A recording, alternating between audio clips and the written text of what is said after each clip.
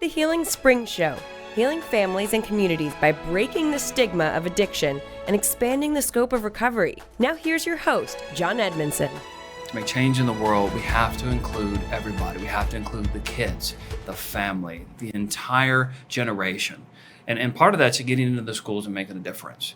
And there's someone here today who is a phenomenal leader in the field of actually integration into the schools, making change, and connecting to the community, Jana Jansson. And she's going to tell us everything she's doing about how to make a difference in the world and what her purpose is.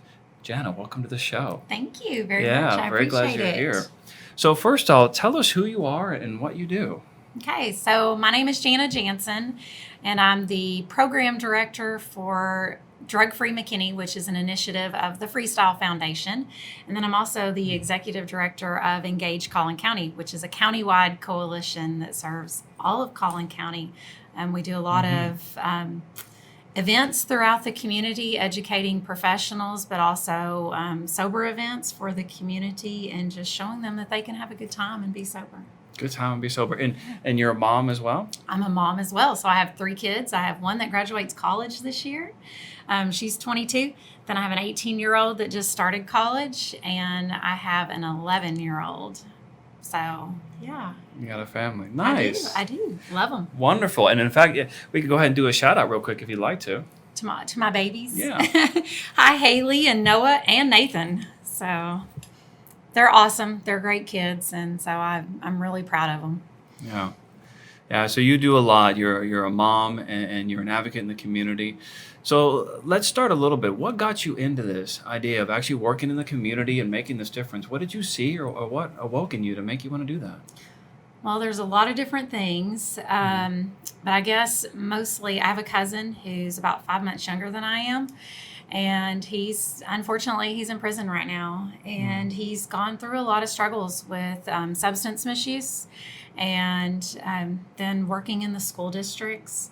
I've been in the school districts for a little over 10 years and working in those, just seeing the kids, the not having support at home, the things that they're faced with, the challenges. It's a lot different than what I remember when I grew up. And it's changed. It really has. It's changed. Yeah, it's really changed a lot, and the pressures that the kids face. And so working with those kids, working with the probation officers, with our school resource officers, and probation just really got me to thinking I really want to start doing more to help our kids, and going through some own personal things with my daughter, and just really wanting to be able to make a difference, and realizing things as a parent that I needed to have done differently. And that's the hard part, as parents, we don't think about the things that we need to do different. And things that we are doing that could be hindering our kids from being the best that they can be. So she's rocking and rolling now, and graduating school with health studies degree, and so I'm really proud of her. Oh, that's fantastic. Yeah. So you as a mom, and that's it's important for all of us who have families, is it's not just what do we do to change the kids, but what do we do to change us? Right. Yeah, absolutely. Because, it starts with us. I mean, the kids are modeling after our behaviors and what we are doing and what they see, even from a really young age. And so if you're, talking down to others, or you're going and asking your kid to hand you a beer, they start to model those behaviors, and they start to do the things, and you don't realize it. I had a friend the other day that was just telling me, giving me a situation with her husband and her son, and she's just like, I told him, hey, he's watching you. He's doing what you're doing. And so we don't think about that as parents, and that's something that, unfortunately, I've had to learn the hard way along the road. So, yeah. Yeah, and the good thing is now you're wanting to take that out to the community. Absolutely. I feel like it's important. When we learn things on our own, I feel like it's important for us to share that with others. A lot of times we can hide behind that stigma. We can hide behind that wall and say, well, I don't want anyone to know. But, if we're not sharing that, then how are we going to save these lives, and how are we going to change our future generations? And I think that's, really important to make sure as parents that we're showing our kids, we're modeling that behavior for them, and not to say that we're not going to mess up along the way. Sure. Permission to be imperfect. Yes. Yeah. So, but just doing our best at making sure we're modeling good behavior for our kids, because they're our future generation. And I'll be honest, right now it's a little scary out there seeing some of the kids in the future and what that's going to be like. And I feel like we've got to start at a really young age educating our kids on mental health, improving their overall wellness, how to make good decisions, the harmful effects of substances. And parents need to understand, yes, even in elementary, it's okay to talk to them about substances. They're not going to go start using just because you've talked to them about it. So, and I think that's a fear a lot of times, is if I talk to my kid, then they're going to start doing those things. And it's okay to talk to them. And you're not just someone who says we should do X, Y, and Z. You're actually doing it. You're going in the communities. And when we talk before the show, we're talking about what would be your title, because you have all these different things. It was phenomenal. I mean, so many different things. And it's wonderful to see someone who's that engaged and that alive in the community want to make that difference. So you walk us through it. Where do you want to start with all that you're doing and how that's helping the community? Okay, so I'll start with, so I'm a program director for Drug Free McKinney, and we implement programs. We just received a state-funded grant of $1 million, which was super exciting. So we received that, and we're able to now go into the schools and into the community and implement programs. One of the programs will be Too Good for Drugs, and we're working with one of our local school districts to get that program rolling. But we're able to do alcohol, tobacco, and other drugs, also referred to as ATOD presentations. And then we're able to do positive alternatives, because we can talk all day long to the kids about the harmful effects of substances, but you've got to give them some alternatives to not doing that. So if they're struggling with an argument with their parents, or listening to their parents argue, or whatever the situation may be, what are some alternatives for those kids? Maybe it's to go out and play some basketball, go for a run, some meditation, yoga, whatever the case may be. It's really good for them to have those skills. And then community mobilization is another thing that we do. So really just engaging in the community and offering not just for our kids, because we have to educate the parents, because it's a family ordeal. And so we want to make sure that we're really educating everyone as a whole. And I'm a firm believer that if we're going to educate our kids, the parents have to be receiving the same information. So we've got a lot of exciting things going on with Drug Free McKinney. It's just getting started. And so right now we've had a lot on board and a lot receptive. Our mayor in McKinney has been phenomenal, and the school district, our superintendent, our chief of police, and others around Collin County have just been really supportive. So we hope that that's going to start to see a change throughout the community and the way kids and others see that stigma around substances. Sure. So that's one little piece of what I do. And we may have to have 3 shows. So let's dive in on a couple of those things. You said so many things that I was just like, wow. You have a grant. Yes. So this isn't just I'd like to do something. You are doing it, and you have the ability to move forward with it. Yes, absolutely. Which is powerful.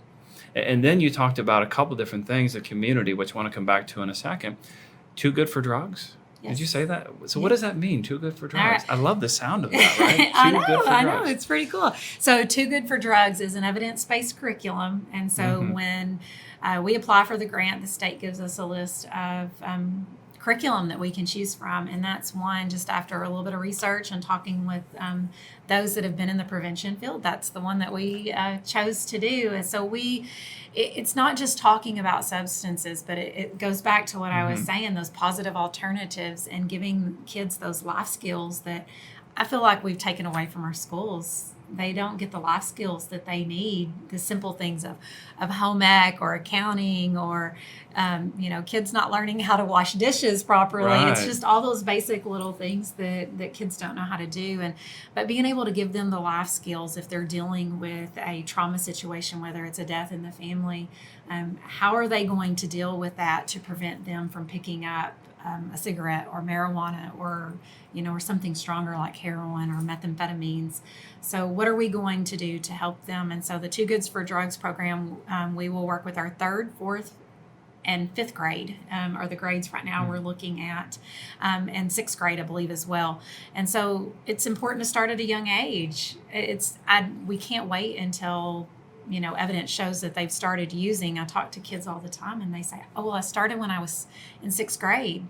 Well, why are we waiting until 6th grade? We've got to get in much sooner. Yes. Right? So it's important for us to do that and to educate them on substances and the harmful effects of them, but also to be able to turn around and say, hey, but these are alternatives for you. You love soccer, right? So that's kind of your coping skill. That's your way. Or my son, Taekwondo. He loves Taekwondo. And so, that's his alternative. And that's, if he's dealing with a difficult time, maybe it's to go punch his sparring Bob that he has. And Sparring Bob. We have a sparring Bob at our house.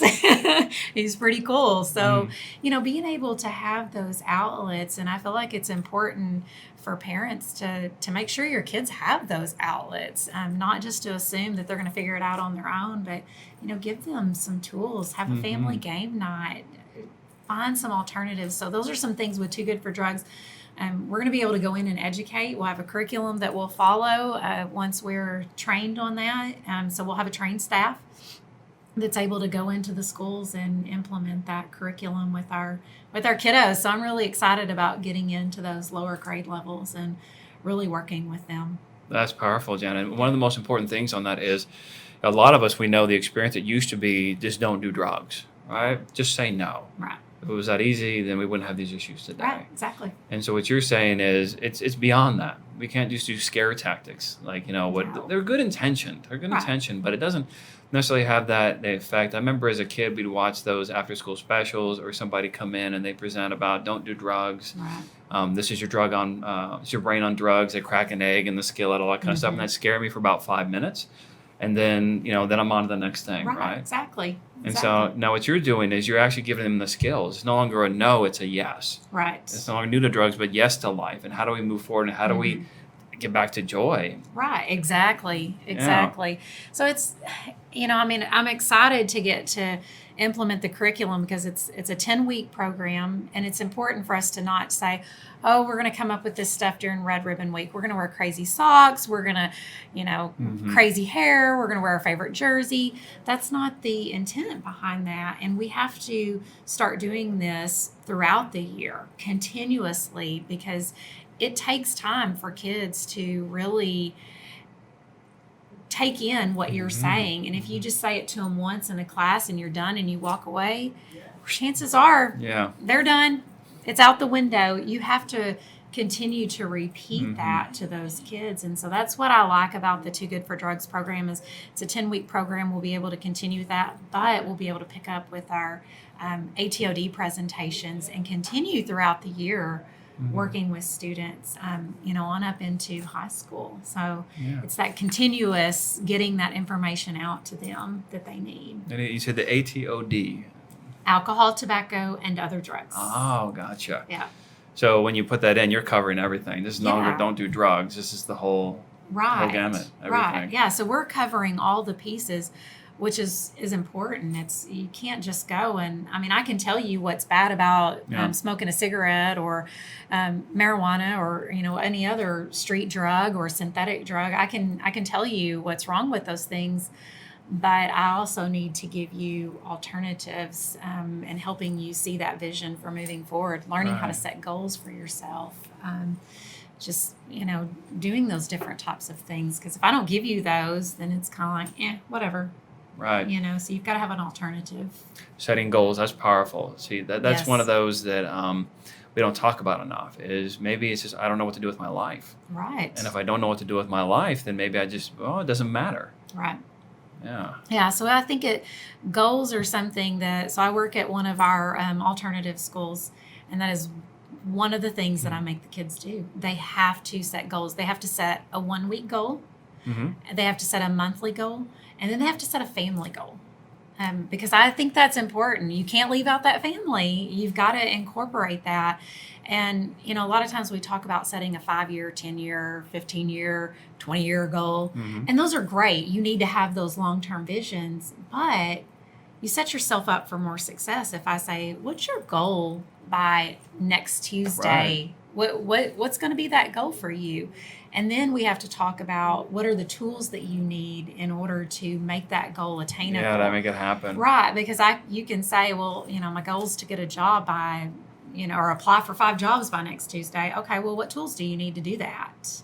How are you going to be successful in doing those things? And so we've really got to start, backing up and focusing on what are our goals for ourselves and how are we going to be successful? Because it's like I ask the kids, how are you going to feel if you set a goal for next week and you reach that goal? How's that going to make you feel? And they're like, well, excited. Yeah, great, I'm going to be right? excited about this and I'm going to want to do it again. Yeah. So yeah, woohoo. Yeah. So it's an exciting thing, but then setting a family goal, and I tell them all the time when they leave the class, I'm like, hey, if it's hard for you to talk to your parents or, whoever it is that you live with, then take that paper home and say, hey, this is what we talked about in class, and they really encouraged me to talk to you about this family goal. And so I wondered if we could talk about it for a minute. And it's kind of your way of getting in because I'm putting the pressure on you to talk to your family about it. And then you're moving forward with that. I can be your out if it's difficult to come in and talk to your family about it. So we talk about setting family goals, whether it's just sitting down to the dinner table one day out of the week. You would be so shocked at the kids who tell me, we don't even sit down one day a week to the dinner table. And I think we've lost some of those things, or game night, or movie night. I try to hang out with my kids as much as possible, and they're all in different areas. And, we try to do some things together as much as possible. The older they get, the little more difficult it gets. Sure. But, you've got to start doing more as a family, opening those lines of communication so that when your kid does pick up that phone one day and they say, Mom, I made a poor choice. I chose to drink at this party, but I need you to come get me because I don't feel like I need to drive. A lot of times parents' first thing to do is to yell and scream at them. Most kids are afraid. They're more They afraid are. of their parents than they are of death. Yeah. Or injury. And as a school teacher, that's so true. I heard that so many times. I don't want to call my dad. I don't want to call my mom. I get in trouble. Yeah. And they don't realize, because when we're kids and adults too, don't think about it. They're more afraid of that than actually the real consequences. And now what you're doing is you're setting it up way ahead of time. That's powerful. So then it's a habit, and they can just pick up the phone and be ready to go on it. Yeah, and they've got to. Parents have to realize.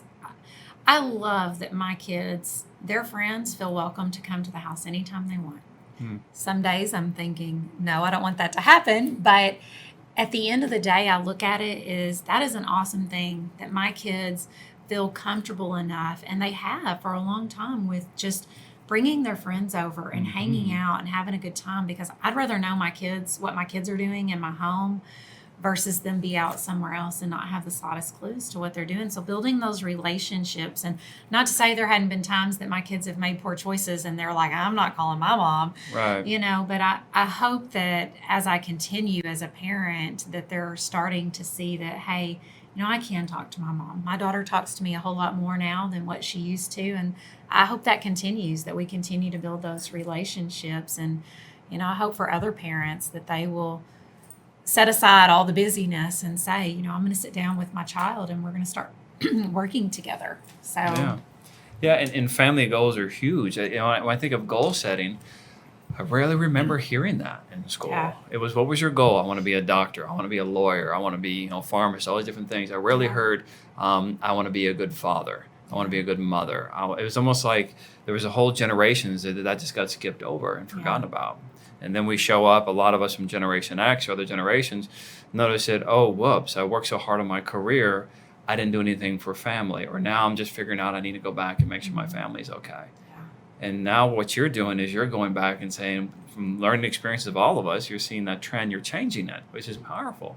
That family is part of the goal. It is. It's super It should be for everybody. Absolutely, it should be. It's very important to make sure that you're including that family component in everything that you do. And that's a success. Right, absolutely. Yeah, not just my bank account, other stuff, but my family. Right. We're connected. We're not perfect, but we're connected, or we're getting close to it. Right, Yeah. right. So I feel like that's really important. And I hope that even though while, I sit with the kids, sometimes it's kind of like, do I really have to do this? Mm-hmm. I'm just like, let's just do it. I just want you to think about it, because a lot of times when we start to process it and we write it down, it really gets us thinking, and that, hey, this really would be good for me, because I really would like to sit down to dinner with my family, really would like to just hang out, with my mom or my dad for a little while, watching TV or going for a walk, whatever. So I think it's important to make sure we're incorporating those family components into what we're doing. So. Yeah, couldn't agree more. So you have a couple other programs. We talked a little bit about it off camera. And, Yes. And one, I heard Freestyle. Is that connected to this same program, or is that a different one? So the Freestyle Foundation is the 501c3. It's Okay. the nonprofit that the Coalition for McKinney Drug-Free Youth, I always say Drug-Free McKinney, that's what that fits under. So it fits under the Freestyle Foundation. And that's an initiative that Paul and Brenda Chabot started years ago and have brought that now to Texas. And it's been incredible. I mean, they're incredible people, and it's just been great to work with them and see their vision and them trusting me with the grant to be able to carry out my vision in the community. So I'm excited to see those changes. So yeah, that's how the Freestyle Foundation falls underneath. That's how it's connected to everything. Yes, so it's connected to the McKinney, Drug-Free McKinney. Drug-Free McKinney. So I heard Freestyle. I love the names of programs these days, right? They're getting cool. Yes. Freestyle just sounded like you're cool, you're free, you're having fun with it. It Freestyle, is. like a rapper or something. I'm going to freestyle right now. You going to start rapping for us? Maybe later at the end of the show. So within that grant, that's connected to the other one, or is that a whole separate program that goes with it?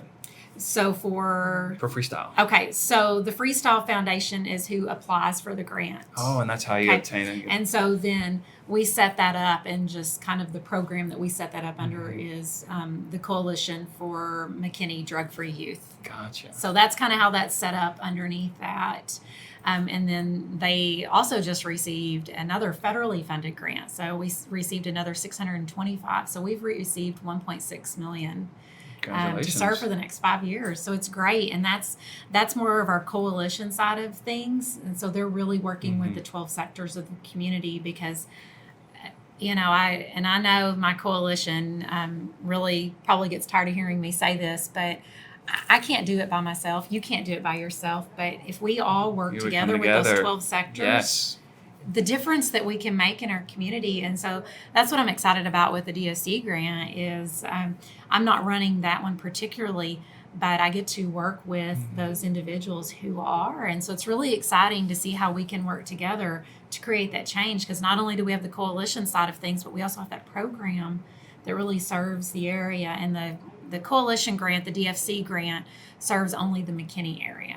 So that'll be that target population. But it's an exciting opportunity for us to really get engaged in our community and make a difference. Sure, and it's exciting because what you said is so true for many of us now. They're trying to do this. It's a we game. We come together. When you said it, I was like, yes, because I'm so excited about that idea. We're no longer working in isolation. We're all coming together and figuring out what's our talent, how we help each other. Right. Which is a very, very powerful idea, and you're spearheading that. Yes. Yeah, I like the word empowering compassion, because that's what you're doing. It's so important, all of us to hear. It's not just have an idea. It's not just have a wish or a hope or a thought or going to one school. It's about empowering compassion, actually getting the system, the funding, the grant, everyone together to make that difference. And then we're able to really make that change. Otherwise, it's a great idea and one person who runs himself into the ground. Yeah. Absolutely, and we've all probably run ourselves in the ground. We learn from our mistakes.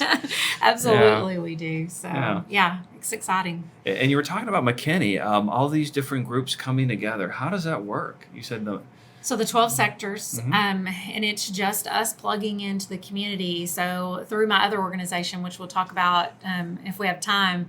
So through the other organization, I've already been plugged in with a lot of our sectors. So treatment centers, other healthcare professionals, law enforcement. I work a lot with the district attorney's office, the sheriff's office. different judges. So it's really cool to see parents, grandparents, aunts, uncles, those are part of those 12 sectors and our college age kids. So being able to plug everyone together and seeing, what are you seeing? Because I may not be seeing the same thing that you are. And what are you seeing? Okay, now what can we do as a whole to make some changes and to meet everyone's needs that are going on? Because I may have some ideas and you may have some ideas, but there may be something that we're missing that someone else that's a part of those 12 sectors thinks about and says, hey, let's talk about this. So it's really important to get everyone on board, and it's difficult. I mean, it is really difficult to get others on board, but, I encourage parents, I encourage the community to really get involved in this type of organization or another organization in your area, because we can make a difference in the lives of our community, of our future generations that are coming up. Because if we don't, it's going to be a mess. It's going to be hard. It is. And we see it. Oh yeah, we absolutely. See it. So we're coming towards a close of the show, and it went by so quick. Yes, it did. Yeah, it's fun. So a couple things I want to ask, and one is, what is your we see the challenge. We see where we're at. Those of us who work in the school system, we see the kids that are on drugs or on their way to using drugs, and we see the families disconnected. But that's only part of what you talk about and do. You want to get into the vision of the future. What's your vision? What's your hope if you continue with these programs and you go from McKinney to maybe other groups larger? What's your dream or hope for the future? I think to be able to really start plugging into our lower ages, because I feel like that's important, and to start working with others with coming up with ways to encourage our young kids and to encourage our young moms, even our college age kids who will someday be parents or grandparents or know someone, to empower them to be that change for our future generation, and to be able to feel comfortable with sitting down with their kid at a young age and saying, when you see someone walking by who's smoking, having that conversation with your child. And so I hope that, through what we do and going into different communities, that we can encourage those kids to start early and being that effective change for the future. And if we can start talking to them at a young age and they can start making changes throughout their life, imagine the difference that we're going to make in the future later on if those kids are making positive changes and using their coping skills or their goal setting skills. Imagine the change that's going to be made with the kids right now. We won't have a 7-year-old picking up a vape. We won't have a 15-year-old dying of vaping. And it's sad when I think about that, but to think that I have a chance to get in and empower those kids to make positive changes in their life, which will impact them for the rest of their life and all those to come behind them, it's encouraging to me. Yeah. So that's really, I guess, in a nutshell, not sure if that's what you're looking for, but I'm really hoping to really encourage our young generations to start to grow and make those changes so that we see more programs, we see more sober events, we see the stigma broken, just like it's been broken for cancer and for all these other things. We've got to break that stigma for substance and mental health, and we've got to be okay with talking about it. Substances, it's a disease. It's not that they have a problem. It's not a character issue. It's not. It's a disease, and we've got to start seeing it that way to make a change. Yeah. I think that's what we're all looking for. Absolutely. Yeah. Jana, thanks for being on the show. Thank you very much. Yeah. I appreciate it. So if you enjoyed listening to this, if it touched your heart to hear this message, please share it with everybody else.